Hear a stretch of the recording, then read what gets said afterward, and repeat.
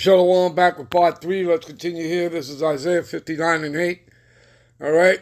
The way of peace they know not. There is no judgment in their goings.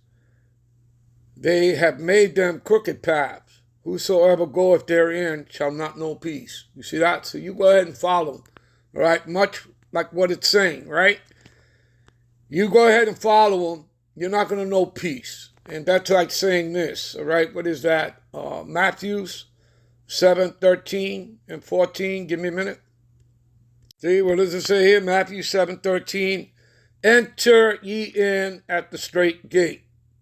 For wide is the gate, and broad is the way that leadeth to destruction, and many there be which go in thereat. See that? Just like when, what happened with the serpent juice, well, the same thing when they make mandatory the karagma, that sihir. Okay? Many are going to go ahead and just do it. Okay? Because they've already done it, but it's being done voluntarily. Many people have taken it voluntarily. Okay? You understand? All right? So, and because straight is the gate and narrow is the way which leadeth unto life, and few there be that find it. See that? And only the elect are going to do that, because the elect are predestined. And Yahushua is going to bring them through the fire of adversity, through Jacob's trouble. Okay? They're going to be refined as gold or silver is refined in a fire. You understand? All right, give me a minute. Let's get back.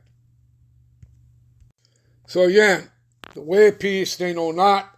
There is no judgment in their goings. They have made them crooked paths, right? Whosoever goeth therein shall not know peace. So you go ahead and you follow them. All right? You continue to believe in them and trust in them. Trust in Egypt. Again, Egypt is not talking about ancient Egypt when you're reading it.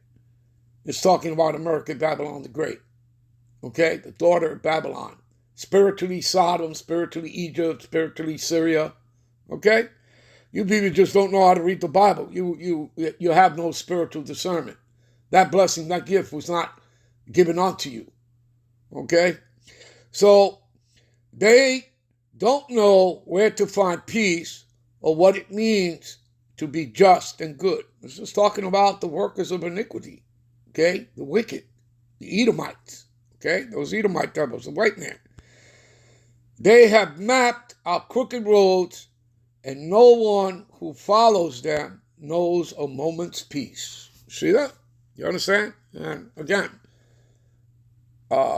we have peace because we dwell in the scriptures. Okay? All right? So give me a minute.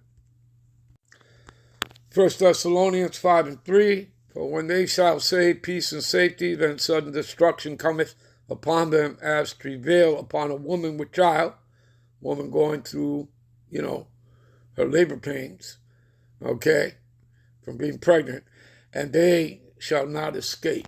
See that? You understand? Give me a minute. All right. This is Matthew 24 and 3. And as he sat upon the Mount of Olives, the disciples came unto him privately, came unto Yahushua, the disciples did, saying, Tell us, when shall these things be? And what shall be the sign of thy coming and of the end of the world? That word world there is 165 in the Bible Concordance, all right, or in the blue letter, okay, and it's aeon, okay? And what does it mean? It means talking about the ending of the age, okay? So in other words, what would be the ending of Esau's age? Because he sits in the power seat, because this is the time during the time of the Roman Empire. Okay?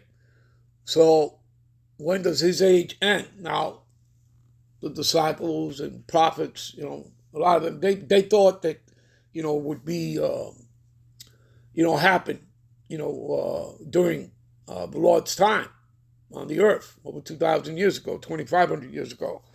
Okay? But no, it was for an appointed time. Okay? All right? Give me a minute. So this clarifies it for you. Okay? And you can start up at verse 7. And it says, Then I answered and said, this is Ezra's All right, 2 Ezra 6, 7 through 9. The key point is in 9. Then answered I and said, what shall be the parting asunder of the times, or when shall be the end of the first? And that's talking about Esau because he came out first. Okay? And then Jacob. Okay? And the beginning of it that followed. So you see, there'll be a new beginning that follows Esau, that follows the Edomites. Okay? Let's continue reading. You'll see it for yourself.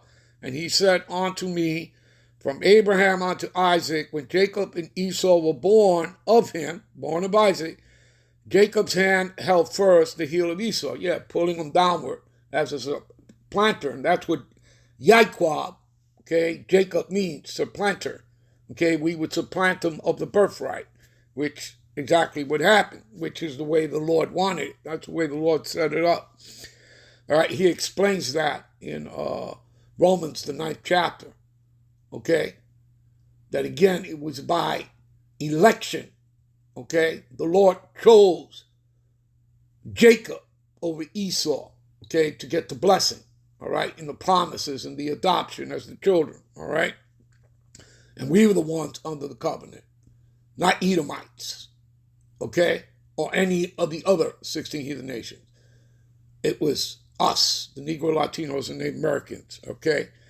We're the descendants of the 12 patriarchs, all right? So again, verse 9, for Esau is the end of the world, you see?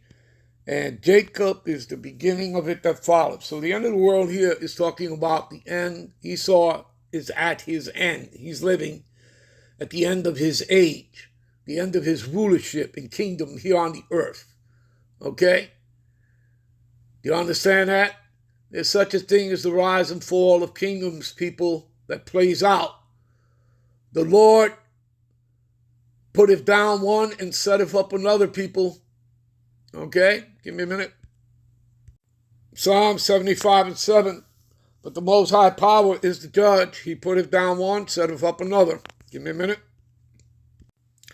This is Daniel 2 and 21. He changeth the times and the seasons. Okay, Esau can't do that. All right, he removeth kings, you see, and he setteth up kings. Right? So, he putteth down one and he setteth up another, right? We've proven that. Okay, the Lord does this.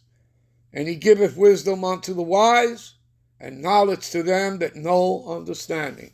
Okay? In other words, they would have had to have been blessed with those gifts. That, when they were first created as spirits, the Lord, again, sanctified, blessed and ordained certain men to be prophets unto the nations. Okay? We'll be right back with part 4 to close out. Shalom.